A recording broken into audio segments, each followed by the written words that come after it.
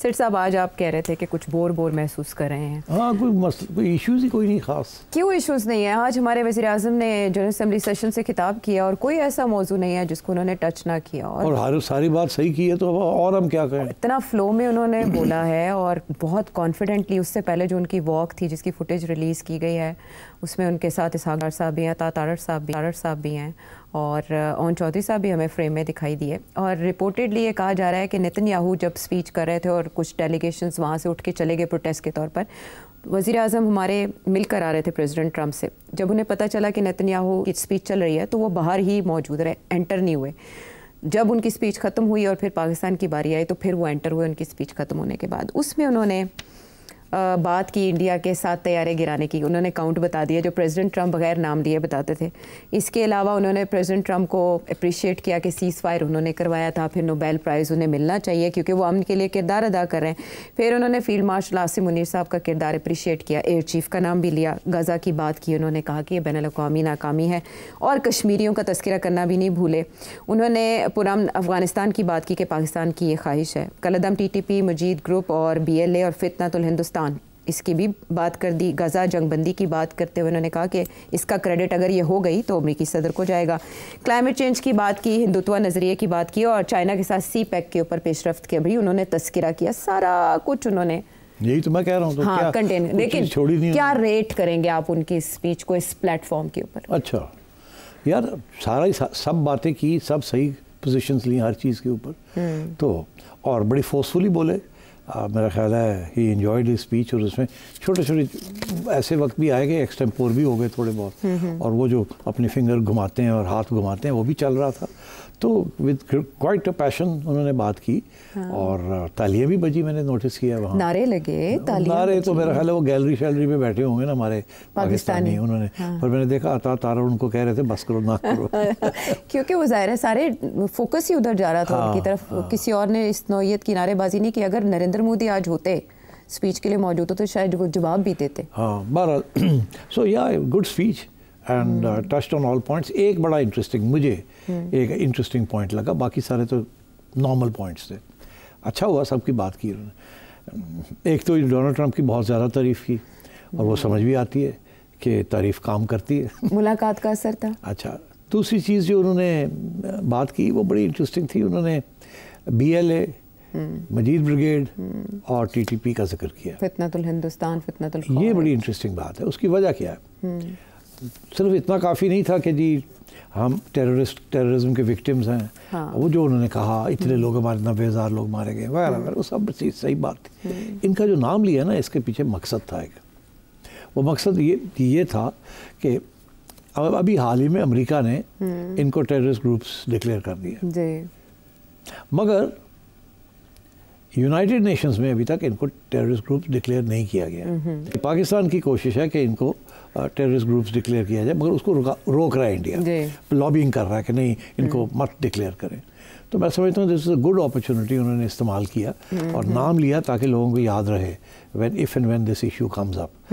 So I think that was a very good initiative. बाकी normal initiatives थे मगर अच्छे तरीके से पेश किए। So full marks to Shahbaz Sharif. अच्छा सेठी साहब, ये तो स्पीच को आपने फुल मार्क्स दिए, उन्होंने सारे उस एजेंडा पॉइंट्स उन्होंने कवर कर लिए। लेकिन उससे पहले जो मीटिंग हुई जिसका इंडियन मीडिया में बहुत चर्चा है, और फिर वहाँ जो नकाद हैं नरेंद्र मोदी गवर्नमेंट के, वो बाकायदा फुटेज चला के उनको बता रहे हैं कि आपकी सफारतकारी यूँ फेल हुई, कैसे फील्ड मार्शल और वज़ीर आज़म शहबाज शरीफ को वहाँ वेलकम किया गया, मार्को रूबियो के साथ कहे लग रहे हैं जब वो इंतज़ार कर रहे थे प्रेसिडेंट ट्रंप का। आप वो तस्वीर, वीडियोज़ और वो सारे मनाजिर को कैसे डिकोड करेंगे? डिकोड करने की ज़रूरत नहीं है, ये तो तय हो चुका था कि मुलाकात होगी। और प्राइम मिनिस्टर साहब जो हैं वो फील्ड मार्शल को साथ साथ हर चीज़ के साथ रखते हैं अपने साथ। और तो जब रिक्वेस्ट की होगी तो इनकी तरफ से रिक्वेस्ट गई है कि we'd like to meet you, तो उन्होंने ओके कर दी। इंटरेस्टिंग बात यह है कि डोनाल्ड ट्रंप ने आज तक जब भी किसी प्राइम मिनिस्टर या हेड ऑफ स्टेट से मिलता है तो अकेला मिलता है उनसे इन द ओवल ऑफिस, उनके साथ और कोई नहीं होता।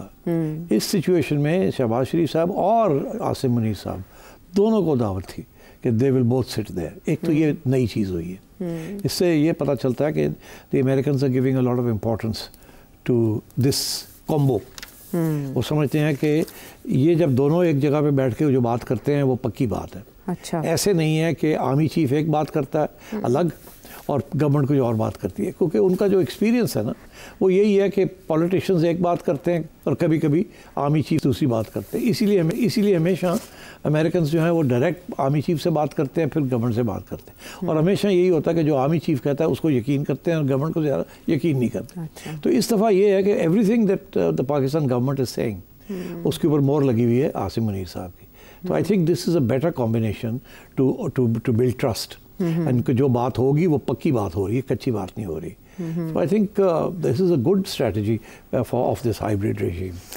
इस मुलाकात में जेडी वैंस थे, हस्बे मामूल वो होते हैं मुलाकातों में साथ, मार्को रूबियो थे उनके सेक्रेटरी ऑफ स्टेट, बट हमारी तरफ से फील्ड मार्शल और वज़ीर आज़म पाकिस्तानी थे। इसहाक डार साहब साथ साथ रहे, बल्कि मार्को रूबियो से वक्तन फ़वक्तन फ़ोन पे राब्ते में रहे, दोहा समिट से भी पहले, बट मुलाकात में उनका ना होना किस बात का मज़हर है? मैंने अभी आपसे कहा कि ये सिर्फ आसिम मुनीर साहब का होना प्राइम मिनिस्टर के साथ बहुत बड़ी बात है। अयूब खान साहब इससे पहले हेड ऑफ स्टेट के तौर पर जब गए थे तो उनका शानदार वेलकम किया गया था। अब की बार ये जो विजिट है ये माजी से कितना मुख्तलिफ है? ना यार, क्या? वो स्टेट विजिट थी, this is not a state visit, this is a visit to the United Nations. On the sidelines, ये साइडलाइंस की मुलाकातें हो रही है, this is not a state visit. Okay, ठीक। और इमरान खान साहब जब 2019 में यूं ही सेशन में गए थे, वो भी स्टेट विजिट नहीं थी, वो भी इसी सेशन पे गए थे और मुलाकात हुई। वो जब वापस आए उनसे पूछा गया, सवाल किया गया आपको कैसा महसूस हो रहा है, तो उन्होंने कहा ऐसा लगा जैसे मैं वर्ल्ड कप जीत कर आया हूँ। शाह महमूद कुरैशी साहब भी थे उनके हमरा। अब जब ये वापस आएंगे, इंटरेस्टिंग थिंग इज़ के सऊदी पैक्ट हो गया सऊदीया के साथ, तो कैबिनेट और पार्लियामेंट पे एतराज़ आया कि उनको एतमाद में नहीं लिया गया। अब खबर आ रही है 29 सितंबर को पार्लियामेंट सेशन होने जा रहा है, क्या उसमें ये जो वहाँ मीटिंग्स हुई हैं या बातचीत हुई है इनको भी रखा जाएगा सामने, और वापसी पे क्या बताएंगे? ये हो सकता है कि कोई special committee of parliament, defence cabinet committee of the cabinet और इस किस्म की चीज़, वहाँ कुछ और थोड़े बहुत डिटेल्स दे दिए जाएँ, मगर ना सऊदी अरेबिया ना पाकिस्तान ये नहीं दिखाना चाहेगा कि एग्जैक्ट डिटेल्स क्या हैं इस एग्रीमेंट के। इसका फ़ायदा ही इस एग्रीमेंट का इसमें है कि ज़्यादा डिटेल ना दी जाए।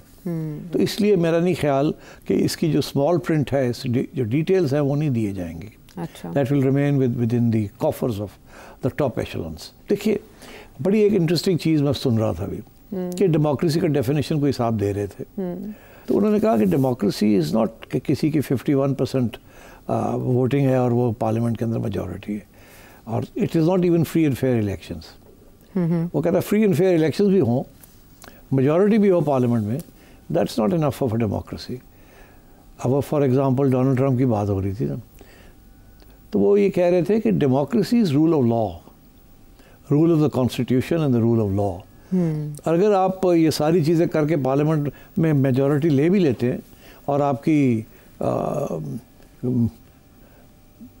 इलेक्शंस भी फेयर हो जाते हैं, तो that doesn't mean you are a democratic country. वो डेमोक्रेसी अब उस वक्त उनको कहेंगे जब वहाँ रूल ऑफ लॉ लगेगा। जब रूल ऑफ लॉ साबटाज हो जाता है, कॉन्स्टिट्यूशन साबटाज हो जाती है, तो देन इट्स अ डेमोक्रेसी। इसी पे ख्वाजा आसिफ ने भी कहा है कि मैं दावा नहीं करता कि पाकिस्तान में बेहतरीन जमहूरियत है, लेकिन हम आगे की तरफ बढ़ रहे हैं। ख्वाजा साहब ने बड़ी अच्छी साफ़ सुथरी बात की है, आई मस्ट कन्फेस। उन्होंने कहा जी ये है हकीकत हमारी, यही स्टेबिलिटी ला रही है, यही स्टेबिलिटी लाएगी, और आप देखिएगा कि ये एक हकीकत की रिफ्लेक्शन है, इसलिए we have to accommodate it. ये उन्होंने बात की, उन्होंने बेसिकली रियलिज्म की बात की है, कोई फूफा नहीं की, इधर उधर की करने की बात नहीं की, इसीलिए आगे से वो बंदा चुप हो गया। उसने कह रहा था फिर और हम क्या कह सकते हैं। रियलिज्म, ये बड़ा अच्छा लफ्ज़ है इस सारे सिस्टम इसे रियलिज्म कहते हैं कि this is the new theory of international relations, structural realism. So this is new theory, और क्या इस मॉडल को, थ्योरी तो पुरानी है, इम्प्लीमेंटेशन अब उसकी एक्नॉलेजमेंट हो रही है, इस सिस्टम की सूरत में हुई है।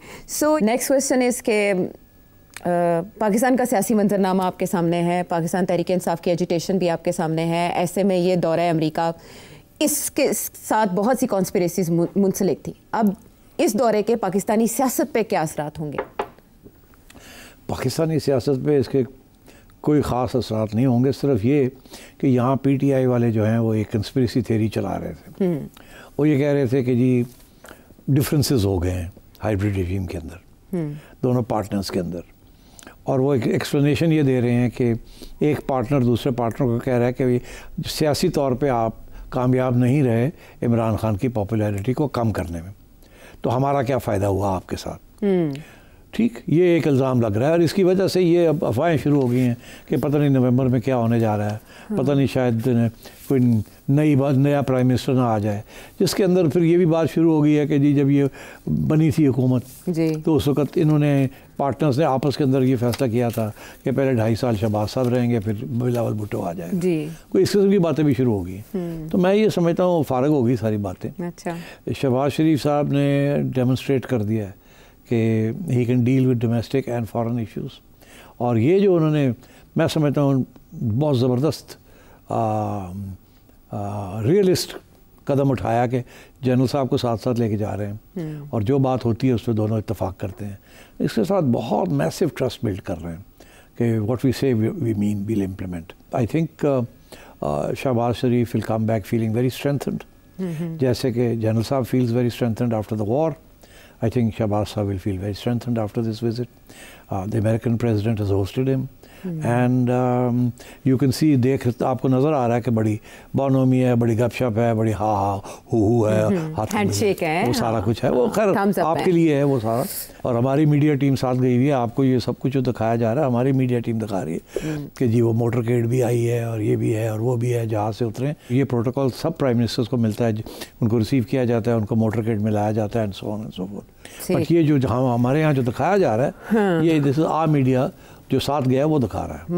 और वो इंडिया के लिए भी तो एक मैसेज दे रहा है ना। इंडिया वाले भी ऐसे करते, इंडिया वाले भी ऐसे करते हैं। तो वो भी आप देखें ना, जब नरेंद्र मोदी इन लोगों से मिलता था तो कैसे हा जप्पी शप्पी, ये सब मीडिया के लिए है। वो बेचारे बड़े परेशान हो जाते होंगे, उन्होंने क्यों हो गए जप्पियाँ पाते फिर। Hormonal imbalance. अच्छा, इंडिया कैसे देख रहा होगा इस मुलाकात को? इंडिया तो मैंने सुना है कि वो हर चीज़ को मैग्नीफाइंग करके देख रहे हैं। नरेंद्र मोदी की बड़ी तनकीद हो रही है वहाँ, और यही दिखाया जा रहा है कि ये देखें पाकिस्तान को किस तरीके से ट्रीट किया जा रहा है लाइक रॉयल्टी, और आपको तो बुलावा भी नहीं है, ये भी नहीं है, वो भी नहीं है। आपके हर रोज़ एक दिन पाकिस्तान की तारीफ़ होती है, उसके एकदम बाद एक नया ऑर्डर आ जाता है डोनाल्ड ट्रंप का कि जी अब इंडिया के ऊपर और भी टैरिफ लग गया, ये हो गया, वो हो गया। तो इंडिया में तो बड़ी अपसेट हुए हैं वो तो बहुत ज़्यादा। And I think the more your success is evident, the more India is getting upset. और इंडिया का मीडिया ने तो जंग डिक्लेयर कर दी है ना ऑन डोनाल्ड ट्रंप, और not just Donald Trump, America के ऊपर। उन्होंने कहा कि we declare war on America, और नरेंद्र मोदी चुप है, उनकी तरफ से अब कुछ हु-हा भी नहीं हो रही। तो जाहिर है वो तो ये जब देखते हैं। और ये स्पीच के अंदर बड़ी इंटरेस्टिंग बात है। क्या? डोनाल्ड ट्रंप ने पहले बात की थी कि 4, रिमेंबर शुरू में जब उसने कहा था कि 4 एयरक्राफ्ट, बाद में वो 7 पे पहुंच गया, बढ़ाते बढ़ाते। हाँ, 7 पे पहुंच गया ना जी। हमने आज तक कभी नहीं कहा था 7, हम हमेशा पहले 4 कहे, फिर 5 कहे, फिर 6 पे आ गए। हाँ। हमने 7 नहीं कहा था, उससे भी 7 कहता है। इसे ब्रीफिंग भी दी गई वो नहीं, तो वो जाहिर है ना, अब डोनाल्ड ट्रंप 7 कह रहा है तो आप तो 7 ही कहना है। तो अब पता नहीं होंगे 7। I think maybe now that's our position because we now have evidence. पहले उस वक्त एविडेंस नहीं थी सैटेलाइट की, अब मिल गई है इनको। So I think this is the situation. Donald Trump की बड़ी लंबी चौड़ी तारीफ की और एक दफ़ा नहीं, ठीक ठाक तारीफ की है। एंड आई थिंक इन्हें समझ आ गई है साइकोलॉजिकली कि डोनाल्ड ट्रंप बड़े पसंद करता है जब तारीफ करें उसकी आप। तो they are doing a good job. और ये सक्सेसफुल विजिट कहा जा सकता है अभी तक। इसकी डिटेल्स तो आएंगी, वेरी सक्सेसफुल।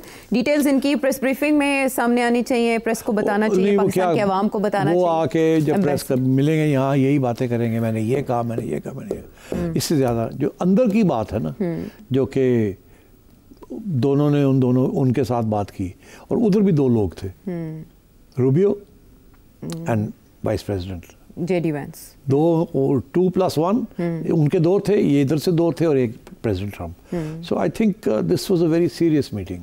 इसमें कुछ ऐसी चीज़ें भी डिस्कस हुई होंगी जो कि हो, जिसके बारे में कोई बात नहीं करेगा क्लोज डोर। उससे पहले वो सहाफ़ियों से बात करते रहे, लेकिन जब मुलाकात हुई 1 घंटा 20 मिनट क्लोज डोर हुई, और अभी तक उसकी डिटेल्स नहीं आ सकी सामने। लेकिन चले पार्लियामेंट सेशन से उसके बारे में मैंने कुछ कल के प्रोग्राम में जो आपने प्रेडिक्ट किया, हाँ हम उसी पे कनात कर लेते हैं और देखते हैं कि वापसी पे वज़ीर आज़म पाकिस्तान क्या गुफ्तगू करते हैं, या पार्लियामेंट सेशन में क्या इसकी तफसीलात सामने आती हैं। ज़ाहिर है पाकिस्तान पीपल्स पार्टी भी जानना चाहेगी, पाकिस्तान की डिटेल्स जानना चाहेगी,